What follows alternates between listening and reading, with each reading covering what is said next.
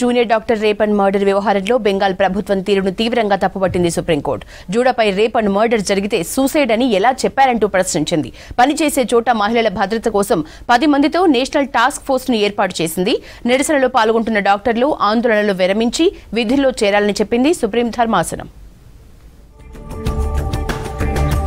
పశ్చిమ బెంగాల్లో జూడా రేప్ అండ్ మర్డర్ పై సుప్రీంకోర్టు తీవ్ర ఆందోళన వ్యక్తం చేసింది. సీఎం మమతా బెనర్జీ సర్కార్, కోల్కతా పోలీసులు, మెడికల్ కాలేజీ అధికారులపై తీవ్ర అసహనం వ్యక్తం చేసింది.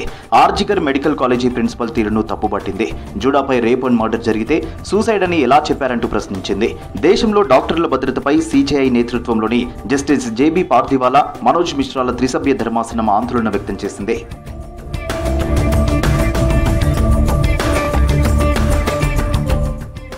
Junior doctor murder case FIR నమోదులో ఆలస్యంపై బెంగాల్ అధికారులను మందలించింది సుప్రీం ధర్మాసనం. గంటల తరబడి పోస్టుమార్టం, కేసు నమోదులో ఆలస్యంపై ప్రశ్నించింది. అప్పటి వరకు ఆసుపత్రి అధికారులు, కోల్కతా పోలీసులు ఏం చేస్తున్నారని ప్రశ్నించింది. మృతదేహాన్ని తల్లిదండ్రులకు చూపించేందుకు గంటల తరబడి వేచి చూసేలా ఎందుకు చేశారన్నారు సీజేఐ జస్టిస్ డివై చంద్రచూడ్. కేసు దర్యాప్తు స్టేటస్ రిపోర్టును ఆగస్టు 22 కల్లా సమర్పించాలని సీబీఐని ఆదేశించారు.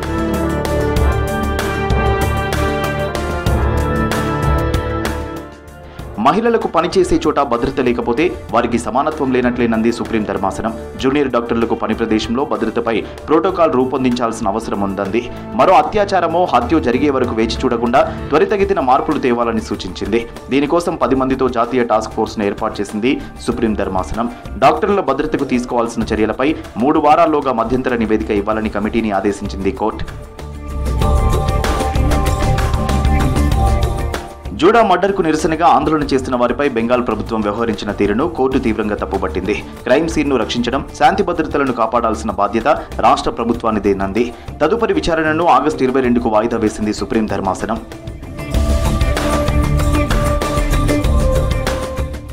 ట్రైనీ డాక్టర్ మర్డర్కు నిరసనగా డాక్టర్లు ఆందోళనలు విరమించాలని సూచించింది సుప్రీం ధర్మాసనం. దవాఖానాల్లో వైద్య సేవలకు అంతరాయం ఏర్పడుతోందని ఆవేదన వ్యక్తం చేసింది.